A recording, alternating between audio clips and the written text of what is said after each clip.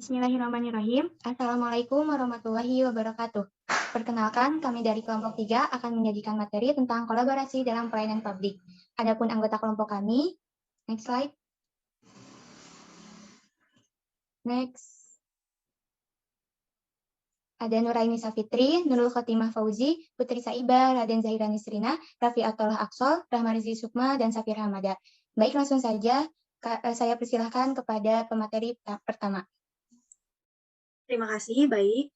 Yang pertama ada kolaborasi. Kolaborasi adalah proses bekerja sama untuk menyalurkan gagasan atau ide dan menyelesaikan masalah secara bersama-sama menuju visi bersama. Di sebuah organisasi yang saling tergantung, kolaborasi menjadi kunci pemikiran kreatif. Kolaborasi itu penting untuk mencapai hasil terbaik saat menyelesaikan masalah yang rumit. Jadi, kolaborasi ini merupakan suatu kunci untuk mencapai tujuan bersama dengan saling bertukar pendapat, gagasan, ataupun ide, dan mendiskusikan masalah di dalam suatu organisasi agar mendapatkan hasil yang maksimal dan juga hasil yang terbaik. Penelitian juga menunjukkan bahwa tingkat keberhasilan kolaborasi yang tinggi dapat diraih ketika kolaborasi itu melibatkan orang-orang dengan beragam gaya kerja, nilai-nilai, budaya, pendidikan, dan latar belakang pekerjaan yang berlainan. Orang-orang tersebut akan menghadirkan pemikiran yang benar-benar berbeda dan akibatnya suatu persoalan akan ditangani dari berbagai segi. Akan tetapi, agar kolaborasi di level ini bisa berjalan efektif, dibutuhkan kepercayaan dan rasa saling menghormati. Next. Selanjutnya, ada kolaborasi sektor publik. Kolaborasi adalah bentuk kerjasama, interaksi, kompromi, beberapa elemen yang terkait baik individu, lembaga, dan ataupun pihak-pihak yang terlibat secara langsung dan tidak langsung yang menerima akibat dan manfaat. Berdasarkan Kamus Heritage Amerika tahun 2000, kolaborasi adalah bekerja sama khususnya dalam usaha pembangunan pemikiran. Sedangkan Mardianso mendefinisikan sektor publik sebagai suatu entitas yang aktivitasnya berhubungan dengan usaha untuk menghasilkan barang dan pelayanan publik dalam rangka memenuhi kebutuhan dan hak publik. Jadi, kolaborasi sektor publik ini merupakan kerjasama dengan antar organisasi publik dengan cara saling bertukar pendapat ataupun menggabungkan pendapat untuk menghasilkan pelayanan maupun suatu hal demi memenuhi kebutuhan dan hak publik atau masyarakat. Baik, materi selanjutnya akan disampaikan oleh rekan saya. Baik, terima kasih. Boleh di next slide. Selanjutnya ada kolaborasi organisasi. Perlu diketahui bahwasanya kolaborasi organisasi adalah sebuah praktik kerja yang dilakukan antar individu untuk bekerja sama, mencapai tujuan yang sama, serta untuk mencapai efektivitas dan efisiensi. Adapun karakteristik organisasi di next slide. Yang pertama itu ada minimal 2 lembaga yang berbeda sektor, baik yang pertama itu sektor publik, yang satunya lagi sektor swasta ataupun sektor non-profit. Yang kedua adanya perjanjian tertulis yang resmi dalam jangka waktu tertentu. Yang ketiga adanya tujuan bersama, di mana tujuan bersama ini adalah dalam rangka pelayanan publik. Lalu kolaborasi sebagai bentuk spesifik, relasi saat ini itu telah diakui oleh beberapa ahli dalam rangka sebagai alat penting dalam memperbaiki pembangunan secara sistematik. Namun secara luas praktiknya memang belum dipraktikkan. Sekian dari saya, akan dilanjutkan oleh rekan saya.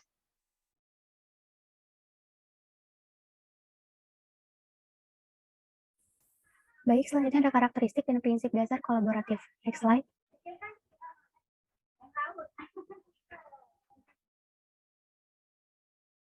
Yang pertama ada 8 karakteristik kolaborasi menurut Carpenter. Yang pertama ada partisipasi tidak dibatasi dan tidak hierarkis. Artinya semua organisasi boleh ikut berpartisipasi dan tidak adanya jabatan tinggi atau rendah. Semuanya dianggap setara. Yang kedua itu ada partisipan bertanggung jawab dalam memastikan pencapaian kesuksesan. Jadi setiap masing-masing partisipan melaksanakan tugasnya dengan baik serta memunculkan ide-ide kreatif untuk mencapai kesuksesan bersama. Yang ketiga, adanya tujuan yang masuk akal, yaitu visi misi yang telah ditetapkan bersama harus relate dengan situasi, kondisi, serta lingkungan. Yang keempat adanya pendefinisian masalah. Jadi setiap ada masalah dianalisis terlebih dahulu, lalu dibuatkan solusinya. Yang kelima, ada partisipan saling mendidik atau mengajar satu sama lain, yakni menjunjung tinggi kerjasama dalam tim. Yang keenam, adanya identifikasi dan pengujian terhadap berbagai pilihan. Jadi setiap ada ide atau gagasan yang dikemukakan oleh partisipan, diidentifikasi terlebih dahulu lalu diuji apakah selaras dengan visi misi yang telah ditetapkan sebelumnya atau tidak. Yang ketujuh itu ada implementasi solusi dibagikan kepada beberapa partisipan yang terlibat, yaitu solusi dari hasil rapat tersebut dibagikan kepada para partisipan. Yang terakhir ada partisipan selalu mengetahui perkembangan situasi, artinya setiap partisipan harus peka terhadap lingkungan dan selalu up to date. Next slide. Selanjutnya ada 5 komponen utama dalam kolaborasi. Yang pertama ada collaborative culture. Di sini nilai dasar yang membentuk perilaku. Artinya akan ada kombinasi antar budaya dari orang-orang yang akan berkolaborasi. Yang kedua itu ada collaborative leadership. Di sini adanya fungsi situasional di mana leader atau pemimpinnya dapat menyesuaikan perannya di setiap kondisi. Yang ketiga ada strategic vision.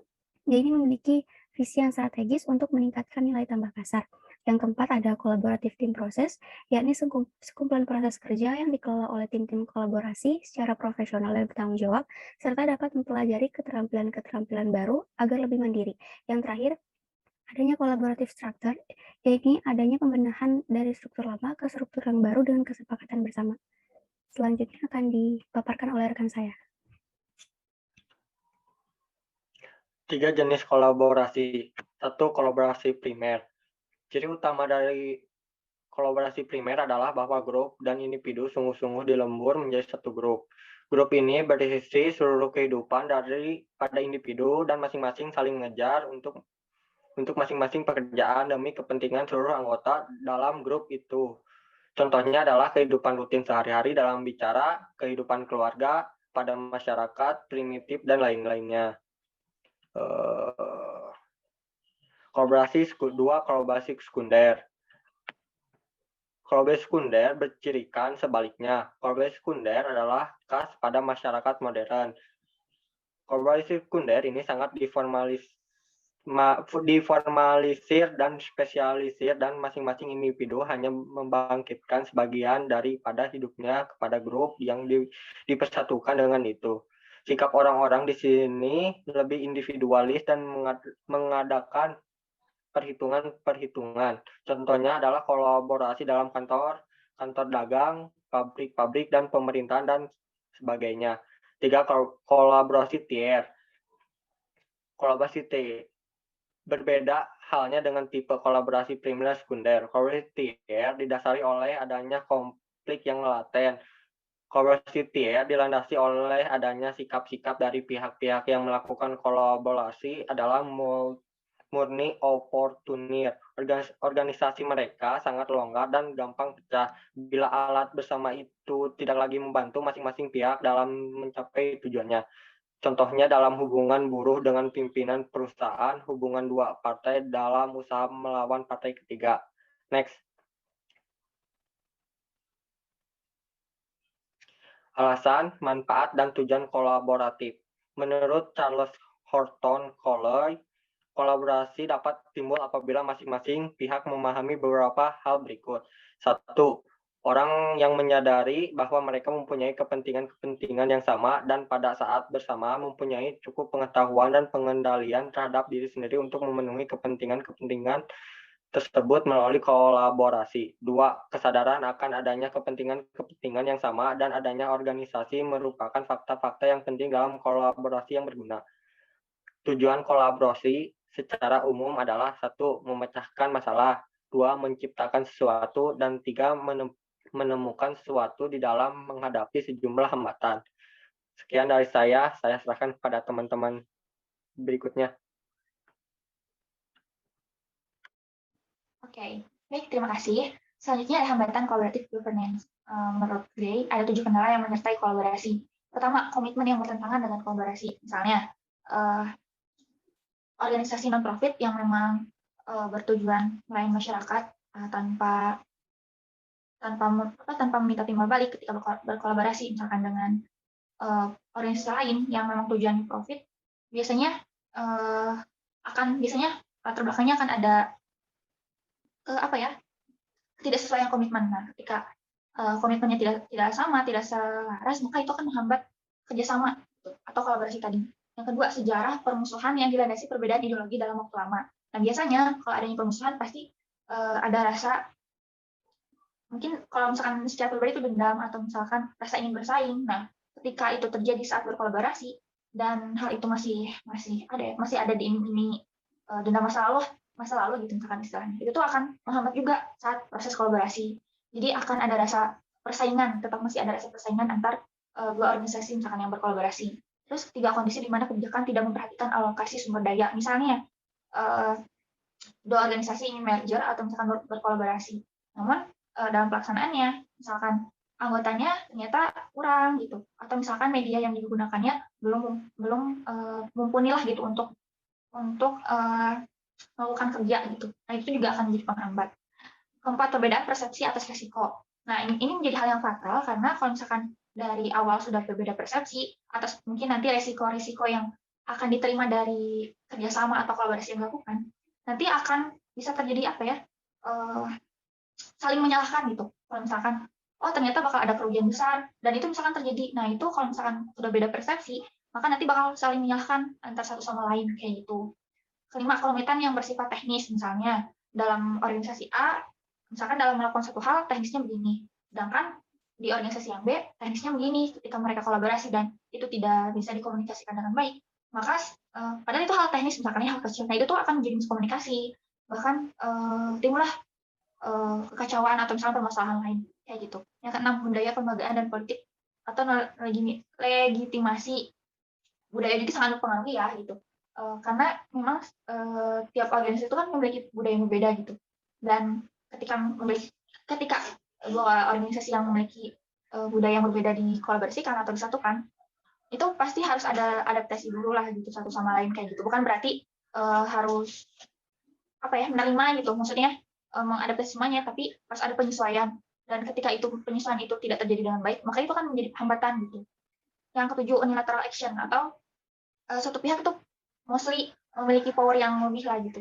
Nah ini tuh power untuk melakukan aksi secara sepihak. Nah ini tuh bakal menghambat juga karena ketika ada satu, kan ketika kolaborasi berarti kita punya hak yang sama lah gitu. Kalau misalkan dua organisasi ya 50-50 kayak gitu. Kalau misalkan satu organisasi lebih mendominasi gitu, maka nantinya akan jadi adanya kesenjangan gitu satu sama lain kayak gitu. Nah mungkin segitu, aku serahkan ke temanku.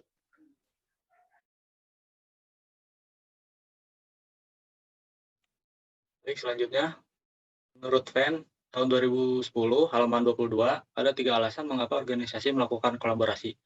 Yang pertama, organisasi perlu berkolaborasi karena tidak dapat menyelesaikan tugas tertentu seorang diri tanpa bantuan pihak lain. Kemudian yang kedua, dengan berkolaborasi, keuntungan yang diperoleh organisasi dapat lebih besar jika dibandingkan dengan bekerja sendiri.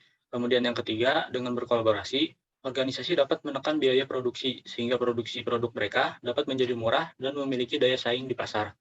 Kemudian, kolaborasi antara pemerintah, swasta, dan masyarakat dalam pembangunan daerah di Indonesia.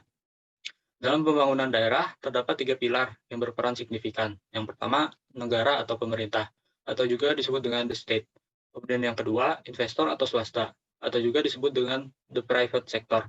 Kemudian yang terakhir, organisasi sipil masyarakat, atau juga disebut dengan civil society organization. Selanjutnya, materi akan disampaikan oleh rekan saya.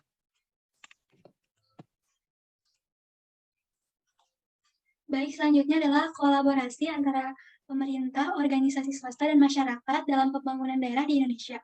Dalam pembangunan daerah terdapat 3 pilar yang berperan signifikan, di antaranya yaitu negara atau pemerintah, investor atau swasta, dan masyarakat dalam upaya mencapai keberhasilan pembangunan. Partisipasi dan kolaborasi merupakan kerjasama antara rakyat dan pemerintah dalam merencanakan, melaksanakan, melestarikan, dan mengembangkan hasil pembangunan. Partisipasi atau kolaborasi adalah proses komunikasi dua arah yang berlangsung terus-menerus untuk meningkatkan pengertian masyarakat secara penuh, atau suatu proses kegiatan partisipasi masyarakat yang bersifat mutlak. Adapun partisipasinya diantaranya yaitu partisipasi dalam proses pembangunan. Nah, di sini yaitu untuk mewujudkan kolaborasi yang baik antara pemerintah, sektor swasta, dan masyarakat. Nah, ketiga itu harus mau ikut terlibat dalam segala bentuk kegiatan pembangunan yang diselenggarakan oleh pemerintah. Tujuan utamanya yaitu untuk meningkatkan kualitas hidup masyarakat di Indonesia. Maka dari itu, pemerintah dan masyarakat harus saling bekerja sama dan bekerja keras dalam melaksanakan pembangunan. Kemudian yang kedua yaitu partisipasi dalam pertanggungjawaban hasil pembangunan. Dan yang ketiga yaitu partisipasi dalam menerima kembali pembangunan. Partisipasi pemerintah, sektor swasta, dan masyarakat dalam pembangunan tentu disesuaikan dengan kapasitas masing-masing, yaitu diberi kesempatan untuk berpartisipasi dalam perencanaan pembangunan. Begitu juga dengan kolaborasi pelayanan publik, dibutuhkan sistem pengelolaan kolaborasi dan partisipasi pemerintahan yang terintegrasi dan kerjasama yang baik dari semua pihak agar pelayanan publik dapat berjalan secara optimal. Sekian dari saya, terima kasih. Baik, sekian dari kelompok kami. Wassalamualaikum warahmatullahi wabarakatuh.